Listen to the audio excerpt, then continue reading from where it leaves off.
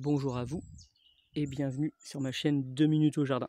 Alors aujourd'hui j'avais envie de vous parler, vous voyez j'étais en train de creuser un trou pour pouvoir planter des choses, type des canards on va dire, euh, juste derrière mon bambou. Et puis je voulais en fait vous alerter en fait sur la rapidité que peut avoir un bambou pour prendre la place et s'émanciper.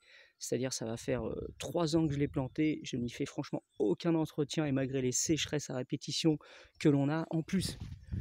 Je vous promets, j'ai un sol où juste derrière chez moi, j'ai des étangs qui autrefois étaient des carrières pour récolter les cailloux. Donc j'ai un sol qui est très drainant et très caillouteux. Donc vraiment pas les meilleures conditions topissimes pour qu'il s'épanouisse version grandiose. Vous voyez la preuve, il faut tout casser 1,50 m de haut alors que c'est une variété moyenne de bambou, quoi, type Philostachys, qui devrait monter en plus dans les 3-5 mètres. Donc il est resté petit, mais ça ne l'empêche pas d'avancer. Vous voyez, donc j'ai commencé à en enlever déjà une première, je vous rappelle, donc ça fait 3 ans. Et j'en ai enlevé une première déjà qui est partie du tronc, mais qui fait déjà une racine, donc qui va avancer, qui fait facile 1,50 m. Et là, je suis tombé encore sur une deuxième. Et puis là, quand je regarde, en fait, quand je suis dans mon Miscanthus zebrinus, le pauvre, il a du mal à pousser avec toutes ces conditions, parce qu'en plus, j'ai déjà la racine de bambou qui est déjà arrivée en son cœur. Voilà, donc c'était une petite vidéo pour vous montrer en fait comment c'est très coriace le bambou, il commence à avancer et ça peut nuire à toutes les plantes autour.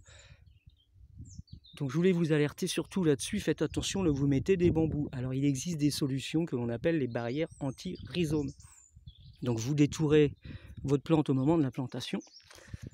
Voilà, donc en gros vous allez le laisser, en fait la limite que vous lui imposerez, le diamètre que vous donnerez, ce sera la limite que vous lui imposerez en termes d'expansion. Alors attention, ça ne dure pas 100 ans une barrière anti-rhizome, parce que ça a quand même de la force les racines de bambou.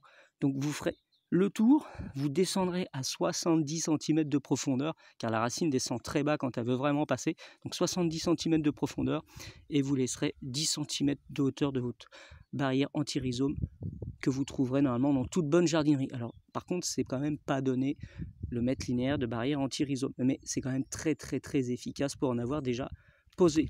Voilà, à bientôt pour une prochaine vidéo, j'espère que celle-ci vous aura servi à quelque chose. Ma chaîne s'appelle 2 minutes au jardin, alors n'hésitez pas à la partager, à la liker, vous pouvez en parler autour de vous, et surtout, il est important de vous rappeler qu'elle ne parle pas que des végétaux, elle parle aussi du potager, des astuces qu'on peut avoir pour nos plantations et d'autres choses. Voilà, à bientôt pour une prochaine vidéo. Au revoir.